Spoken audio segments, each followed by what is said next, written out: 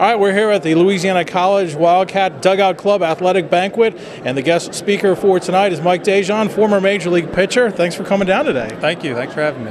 What's it like to come and speak at one of these events? Is it a little more unnerving than taking the mound, so to speak? No, I mean, I'm usually talking to kids most of the time, so when I'm talking to adults, it's a little bit different. I guess the acting like a kid, playing like a kid my whole life, and then when I have to talk to adults, it's a little bit crazy, but it's not bad. I enjoy it. So, now, you've been out of the game for, I guess, a couple of years now. Yeah. What's that transition been like for you? 'Cause sometimes you hear players talk about how difficult that is. well, I mean, it is. You go from you're gone so much during the baseball season, during spring training and everything, and now you're full-time dad. You work kind of a normal job. I mean, it's a pretty big transition. There's a lot that goes on in everyday life that you kind of forget about while you're playing ball.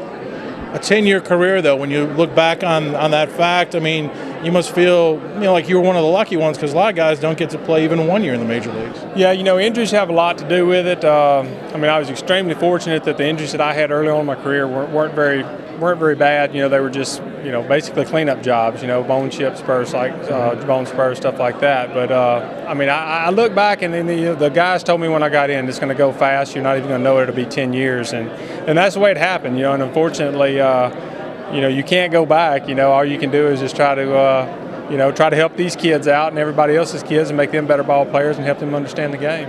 I saw you hanging out a little bit with Russ Springer. Here's another guy from our area that's a veteran. He's had some of those arm troubles, but overcame it late in his career. But is Russ a guy that you've known from playing in the big leagues as well? Yeah, I mean, I guess I knew of Russ for a long time.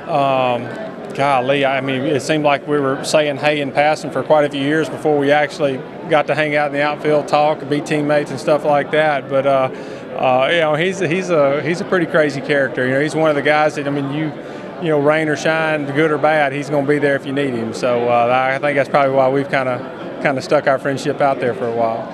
I was looking at your bio a little bit. You were actually drafted by the Yankees, and I guess it was around that time period they had some of those guys coming up that turned them into those great teams before you got traded. But as you were watching those teams develop, were you like, hey, I used to play with that guy in the minor leagues, that kind of thing? Well, yeah. I mean, even this World Series this year, I was thinking, golly, these guys, I mean, it just seems like yesterday we were in, in spring training in Tampa, as minor league teammates. So, I mean, it's cool. I mean, I looked at it the other day. I think there's 150 or so players that I played ball with that are still in the big league. So, I'm not getting any younger. Obviously, they aren't either. But it's pretty neat to watch them, especially when they're winning World Series and stuff. Something else I wanted to ask you about quickly here was you played shortstop mostly in college. Mm-hmm. And I think in the Division II championship, you pitched a couple innings, and then, boom, you get converted into a pitcher. How did that all come about? It was actually just a huge fight me and my coach, Mark Hogan, had when then it was called Livingston University in Livingston, Alabama.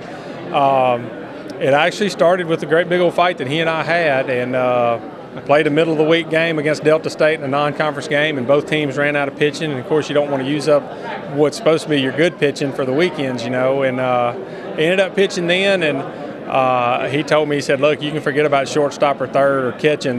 Somebody's going to draft you as a pitcher.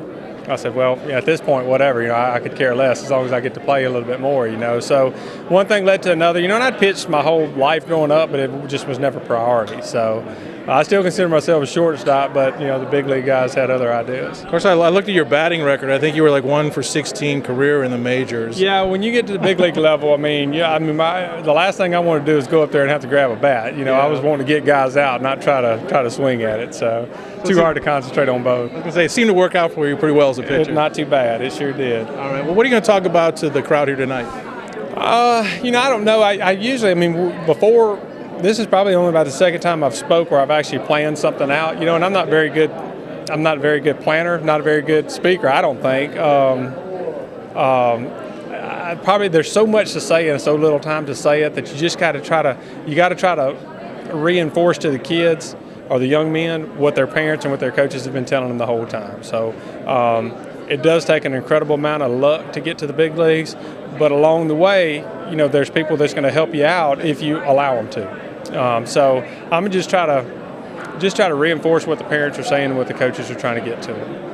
All right. Well, I know everyone appreciates you being here. It's nice to talk with you. Appreciate it. Thank you. No All right. problem. Again, that's Mike DeJean, the former Major League pitcher. And again, we're here at the Louisiana College Baseball Dugout Club Banquet.